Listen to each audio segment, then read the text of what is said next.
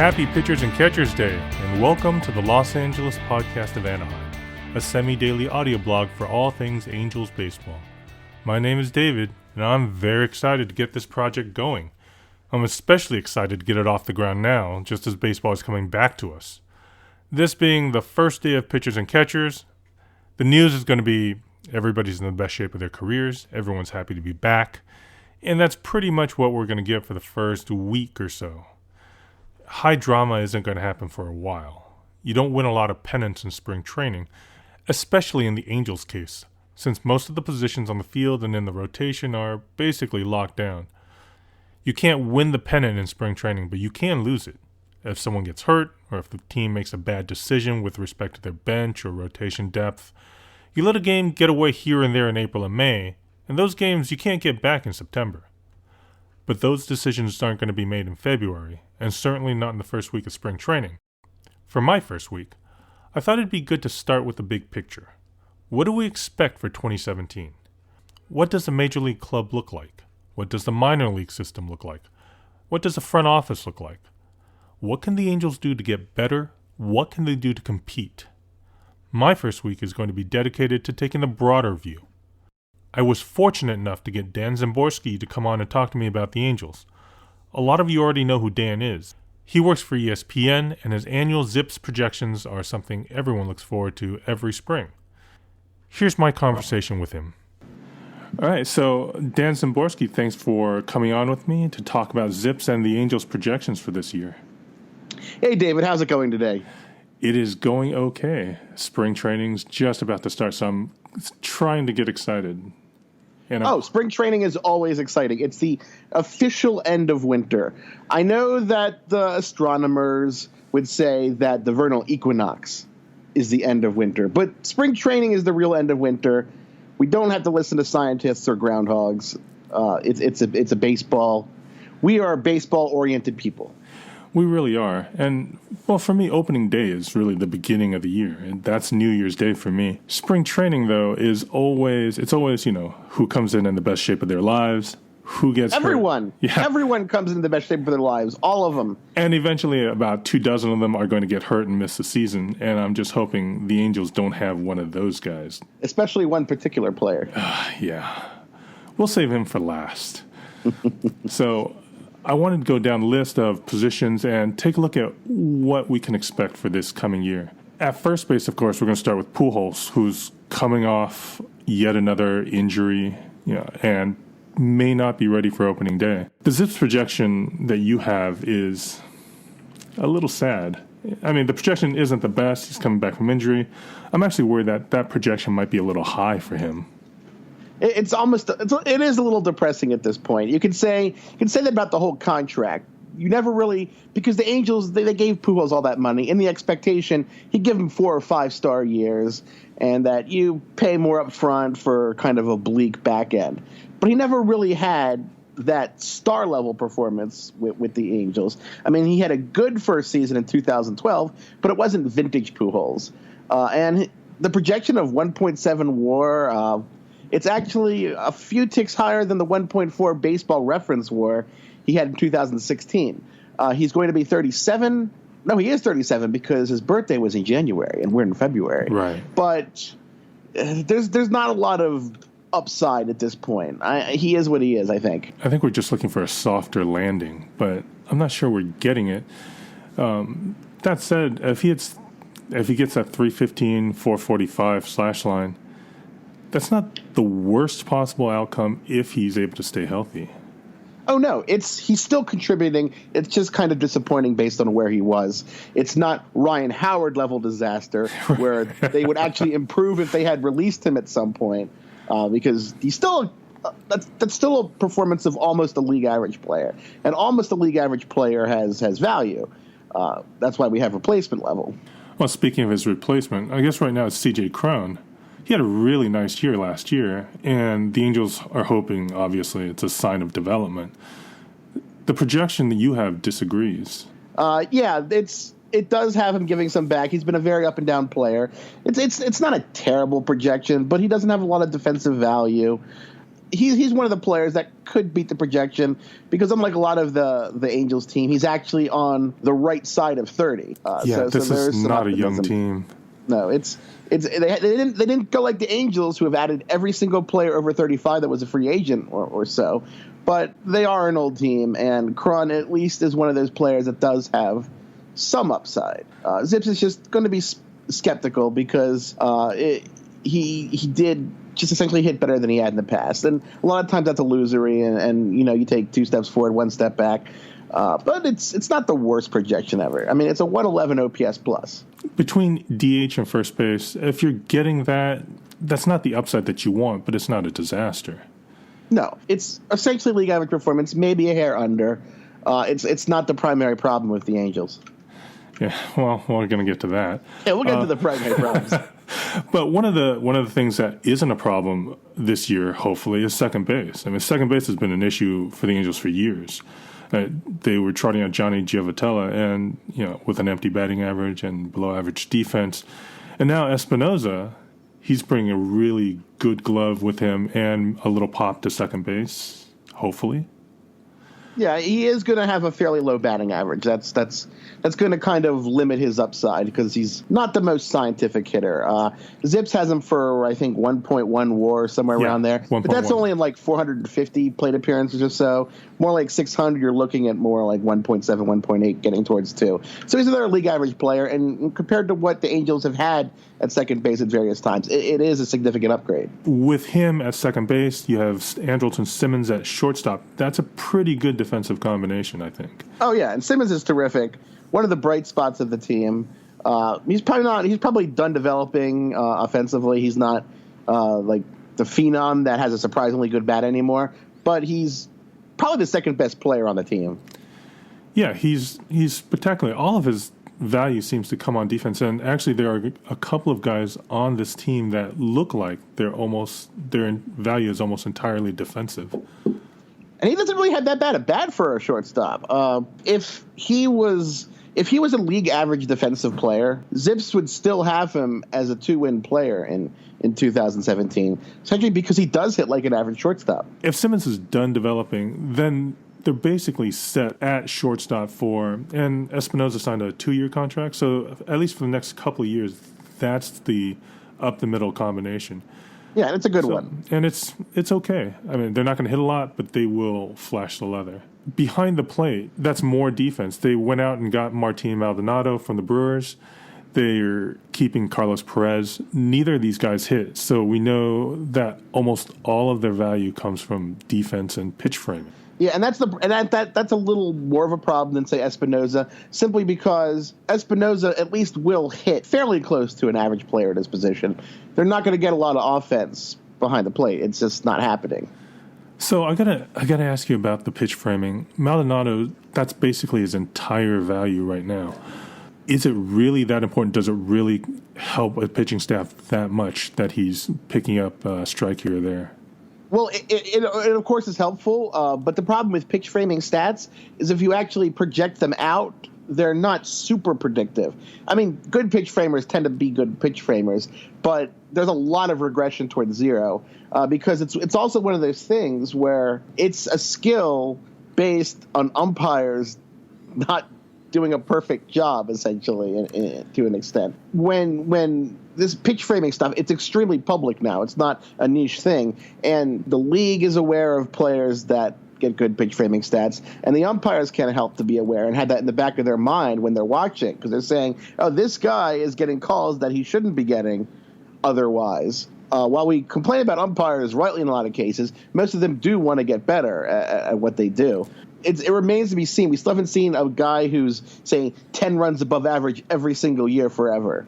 So you want to be careful about putting too much into pitch framing stats. That seems to be what the Angels are doing between Maldonado and Perez. Jet Bandy had a pretty decent offensive year last year. He's gone.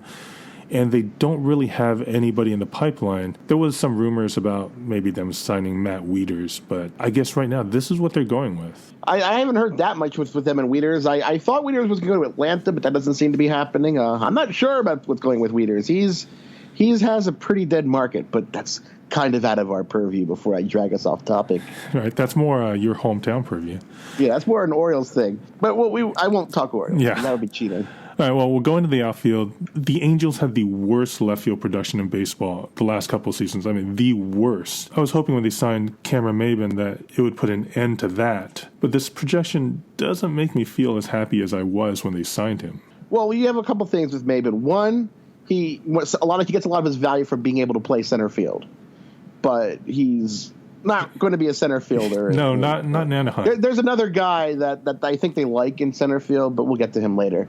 Secondly, there's always a concern about his injury history. He has an extensive injury history, which is hard not to take into account. You can't just pencil in Maybin for 600 plate appearances every year because that's not likely to happen. Right. Something bad seems to happen. He's not quite the Job of baseball like some players are, like I guess Mark Pryor, but he's had some bad breaks, literally, in the outfield.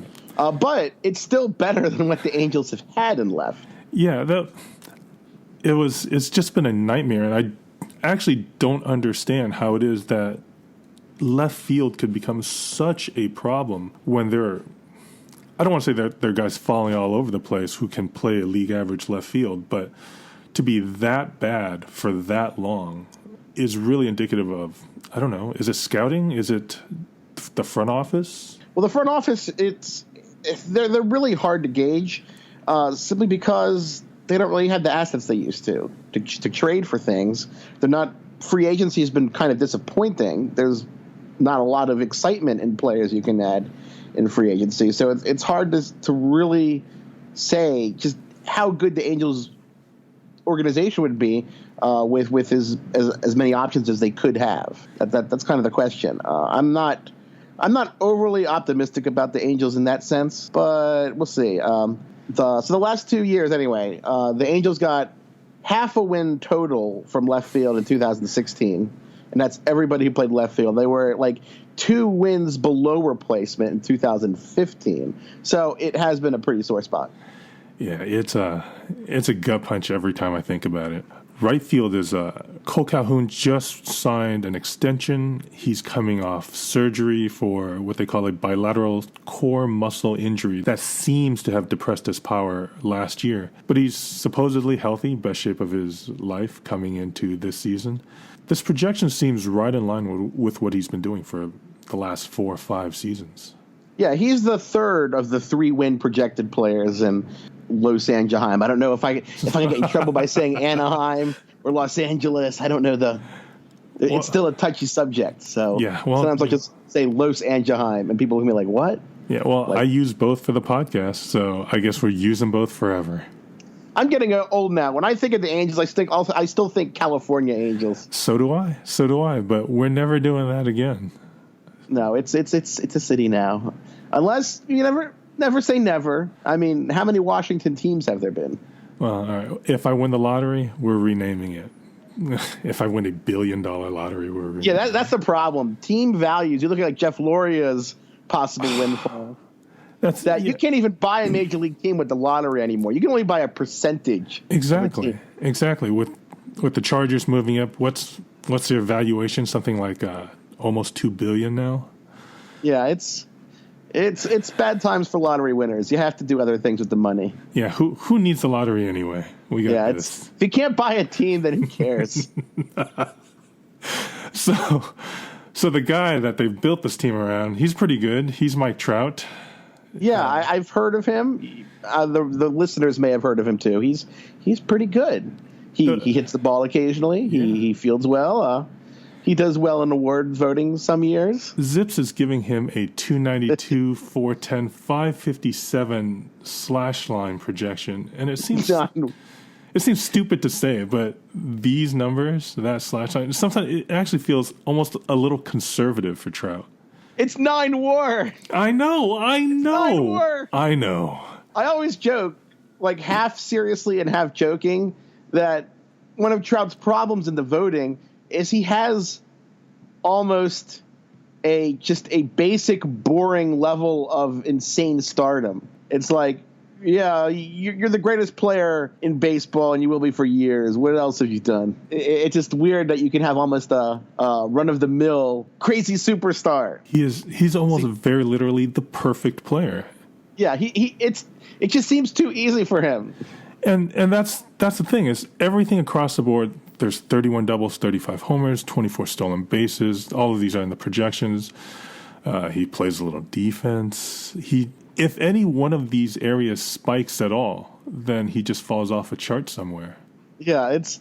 I know ZIPS gives him the top comp as Mickey Mantle every year. And when he came up, I used to joke that, after his first season, I said, if he keeps it up, we won't call him the next Willie Mays anymore. We'll call Willie Mays the previous Mike Trout. And it doesn't sound as ridiculous a joke as it did at the time. No, it's I think Trout's development has been obviously beyond anybody's wildest dreams, but now that we're actually living it. So he's got a contract through 2020, which in my mind means that the Angels have a window of until August 2020 to make something happen.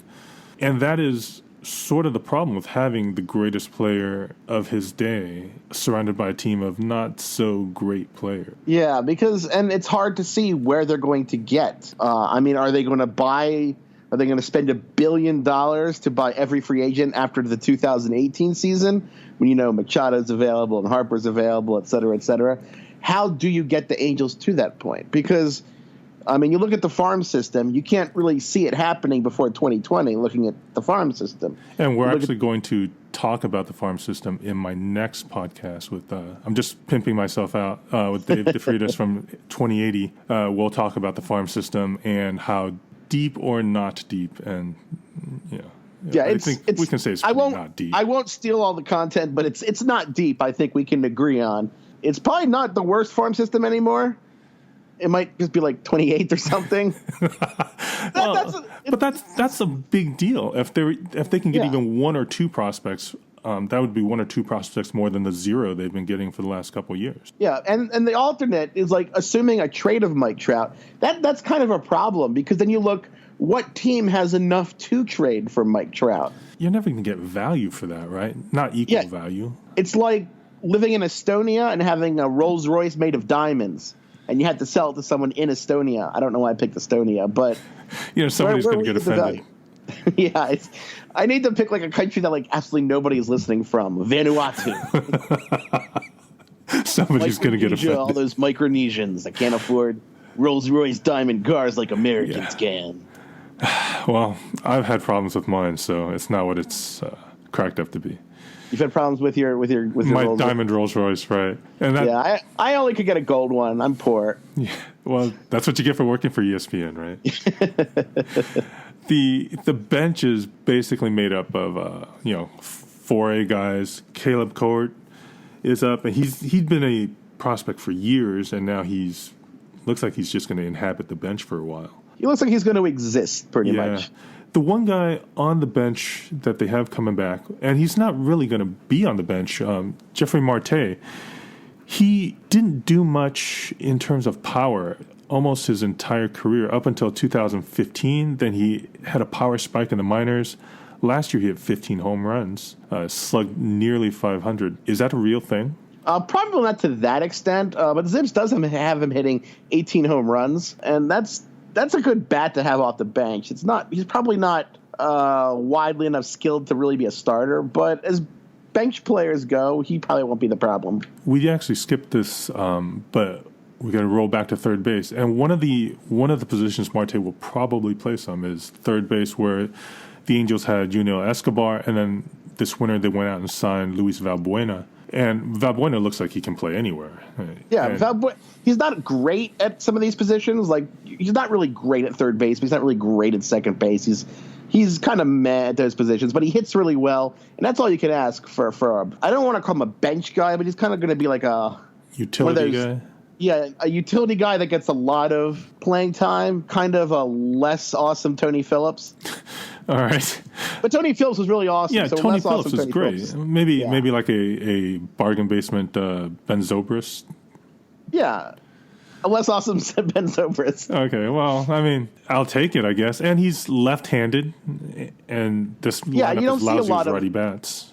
Yeah, you don't see a lot of those, left-handed spare infielders with some power. So what I'm wondering is, with Escobar, he doesn't play that much defense. The projection here is a pretty empty 278, which sounds about right for Escobar. How much time is he going to get? I mean, will Valbuena eventually just take his spot? I think that Valbuena will take some of his playing time, but I still expect Escobar to get the majority of it, simply because Valbuena is useful at multiple positions. I think he'll steal at bats at a lot of places, but not really be the majority plate appearance holder. I don't know what you would call that, starter at any position. The group, as it's assembled, that particular group, and I know they're going to have a few guys down at the end of the bench, but that looks like it's at least a little better than last year if health holds out. Certainly they're going to play better defense. I'm not sure that that's a contending lineup. But the Angels last year were in the top half of the league in runs scored. So, I mean, it's all just built around whether or not Pujols is healthy and if Trout is Trout, right? Yeah, it's not a bottom. It's not like the Phillies' offense last year. It's a decent offense. The problem is going to come elsewhere, and depth problems will still pop up. Because we say, if not for injury X, but a lot of players do get injured. They don't necessarily have to have like some sort of injury plague like the Dodgers, but most teams will lose players, and that's where the Angels' depth, like their deep depth, can really come back and hurt them. Because, I mean, in the minors, the players they have are less impressive. You look at the middle infielders, there's not much there. You look at the outfielders, they have like Shane Robinson under contract. They have Eric Young Jr. under contract. Who else? They have Tony Sanchez behind the plate. He never really developed. They do have Dustin Ackley. I guess this has been kind of disappointing, but it's not a group that you say, okay, if this happens, we can call up X from AAA. And that is going to be kind of the limit on how good the offense could be, simply because injuries will happen. And that is a good segue to the rotation. Garrett Richards. Last year, Andrew Heaney down and had TJ surgery. Nick Trobriano down. TJ surgery. Tyler Skaggs just got back from TJ surgery. Billy Epler seems to be collecting guys who have flamed out or were prospecting and got hurt, like Daniel Wright or Alex Meyer or Lamb. And then you have Garrett Richards and Matt Shoemaker at the top of the rotation. Both of these guys got hurt last year, different injuries. But last year the rotation was a disaster because it just fell apart and they had no depth. Now, this year, Richards has had that stem cell therapy program. He is, quote unquote, in the best shape of his life coming in. ZIPS likes him, but what do you think? Well, the thing about them is the Angels have a rotation that actually looks pretty good if everybody's healthy. You look at the projections for them, and you look at their ERA pluses. You have Shoemaker at 101 and Richards at 106 and Heaney at 99 and Skaggs at 100. That's all slightly above average. A league average starter tends to have an ERA plus around 96. But the health is just such a huge issue. Can they cobble together enough healthy pitchers? That's kind of the I wouldn't say $1 million question. That's like the $100 million question. I'm always skeptical of any pitcher coming back from injury, just because pitchers are so fragile. They're the vase on a table next to a cat of the sports world. Okay.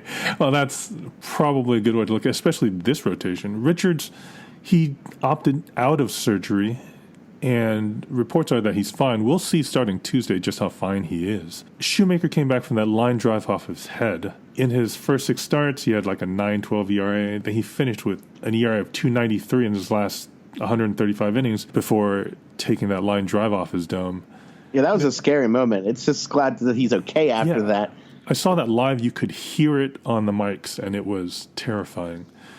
But he seems to be okay. It wasn't an injury to his arm. And, I mean, Shoemaker has been totally unexpected. 2 years ago, he was fantastic. Or 3 years ago, he was fantastic. 2 years ago, he turned into a pumpkin. And now he looks like he could be one of the better pitchers in the league, a solid number 2 type. Yeah, and if he matches the projection and does it for 180 innings, he is a solid number 2 type. But, I mean, we just have to see it. Let's wait and see. I'm glad he's come back from the injury, because I remember Was it Kazuhisa Ishii that got hit? Yeah. I mean, that it's a scary moment when you see that. When something like that happens, you first think about it, are they okay? Are they going to be alive? And then you think about them as players. But I am cautiously optimistic about Shoemaker. He has done it before. I mean, really, as I said, if you squint and look at the names in the rotation, it looks like it could be a solid rotation. It's the injury question. So Skaggs is going to probably slot in at number 3 or 4. Ricky Nolasco, he is who he is, and he'll probably be a number 3 or number 4. That last spot is a big question mark. The Angels signed Jesse Chavez this winter, and I guess either him or Meyer will probably take that last spot. Maybe Nate Smith if he shows up and pitches well. Can we expect Chavez to be anything, or more importantly, can we expect Meyer to be anything? Well, I think they could both be number 4 and number 5 starters. Just not the type that are really going to push the Angels towards the pennant. And that's the problem. And I don't think either has really a lot of upside. I mean, Chavez isn't going to become an ace. It's not happening. Right. At this point, Alex Myers, and even if there were some hopes years ago, I don't think it's happening at this point either. I think the problem with the Angels, is, as we talk about, is that they have a lot of interesting players if things go right.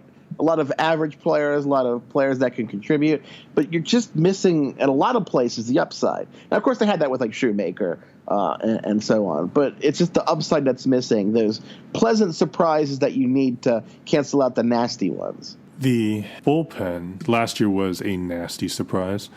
This year, they're kind of cobbling together a lot of returning names, a lot of meh players. Nobody that jumps out except for Cam Bedrosian. ZIPS gave him the Mark Wohlers comp, which was very exciting. Yeah, and it's before Mark Wohlers suddenly stopped knowing where the strike zone was, too. Yeah, and last year he was what? Bedrosian, 40-some-odd innings, 1.12 ERA, 11.5 Ks per 9 innings. This year, that projection looks like it's something he can beat easily. Yeah, he was excellent for the Angels last year. One of the few bright spots of a team that just really didn't have many. And then, of course, like everybody else, he got hurt. Well, it's the tradition. Yeah, and speaking of guys who got hurt, Houston Street. He's coming back. He's nominally the closer still. He gets the Ricky Bottalico comp, which is less good. Yeah, Ricky Bottalico is almost like the generic mediocre closer. Yeah, but he gets the saves, and Mike Scioscia being who he is, he'll probably give Street that closing slot to start the season. This looks like, it looks like the beginning of the end, or last year did, and ZIPS doesn't seem to be very optimistic about him. No, ZIPS is soured a bit on Street. Even before last season, his strikeout rate had kind of, while the league was striking out more and more, his strikeout rate doesn't even match what it used to be in his prime in Oakland and Colorado and San Diego. Because he had some seasons where he struck out 10, 11 batters. In 2015, he was down around 8. It was the lowest of his career. And, of course, last year, which I'm not sure you even count to the same. But ZIPS does see him fading slowly. It still gives him a good projection for what it is. I mean, the Bottalico comp isn't that exciting, obviously, but you look at a 3.73 ERA. It's not the worst thing in the world. It's not like you're throwing Brad Pennington up there. I don't know why I picked Brad Pennington. It's just the most. See, I'm trying to slowly bring it back to Orioles. Right, exactly. Well, Street, if he's not closing, then he goes right in a pile with a bunch of guys who have basically the same projection. Andrew Bailey, Mike Moore. Yeah, there's a bunch of them. Yeah, J.C. Ramirez, Jose Alvarez, and you could even throw in like Justin Miller or Kirby Yates, guys who are fighting for that last spot on the roster. The bullpen doesn't look terrible, but neither does it look very good, and that seems to be the theme with the entire team. Well, it's good to have an ongoing theme, like The Wire has a significant theme of corruption, frailties of humankind. They kept on that theme, and the Angels keep on this theme. Maybe it's not the most exciting theme. Now, did you see how you went with The Wire? Another Baltimore. Yeah, another Baltimore thing. But But you like The Wire too, I'm sure, because everybody does. Maybe the greatest show of all time. Yeah, exactly. So that's not so bad an off-topic thing. As you said, you look at the Angels' projections for the relievers. There's a bunch of guys who are a little below average. Average ERA plus for a reliever tends to be around 108. There's a lot of guys around 100, 101, 103, around there. It's like a whole just crew of acceptable, unexciting players that won't be great and they won't poison you. Like, I guess like eating at Olive Garden. It's not great, but you probably won't be poisoned. No, I have Olive Garden stories. No, I have Olive Garden stories that disagree in a bad way. Oh, really? I hate Olive Garden, which means they will never sponsor this podcast. Okay, well, let's say Applebee's. All right.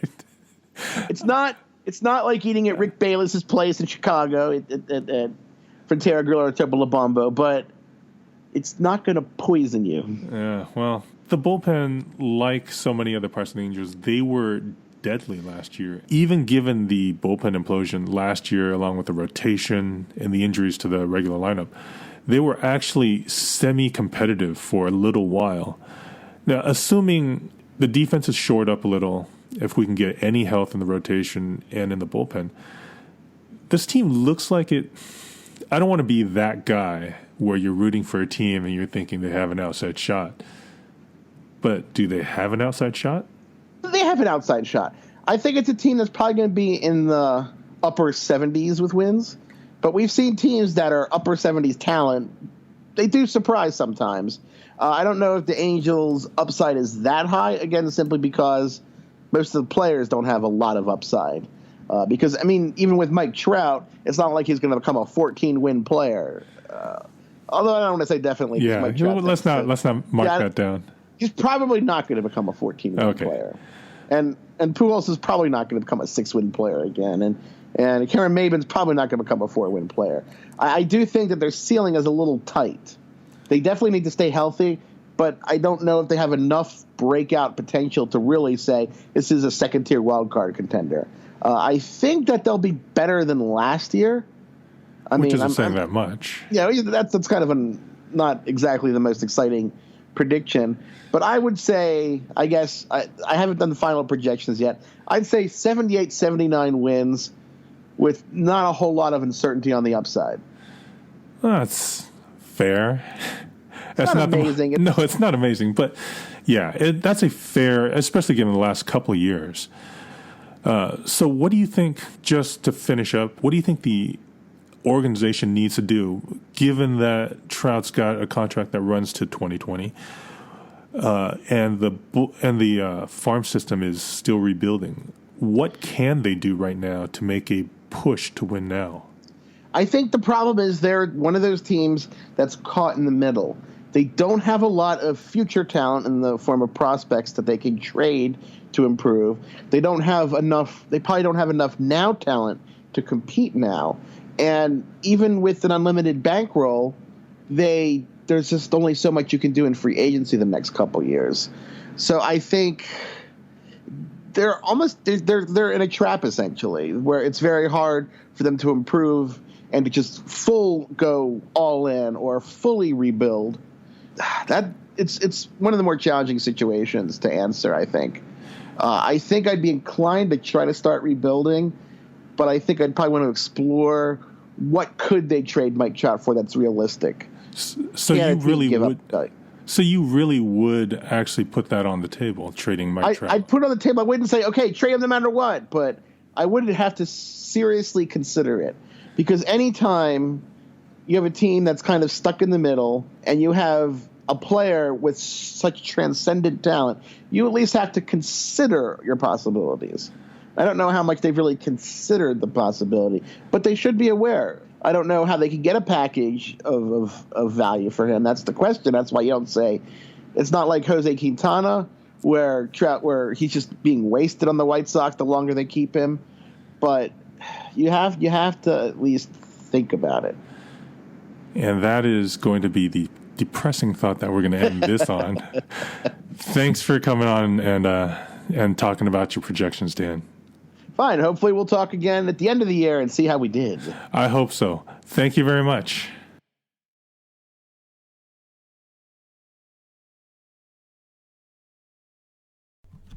On the podcast website at www.lapodpoda.com, I'll have a link in the blog to Dan's ZIPS files at the excellent Fangraphs website.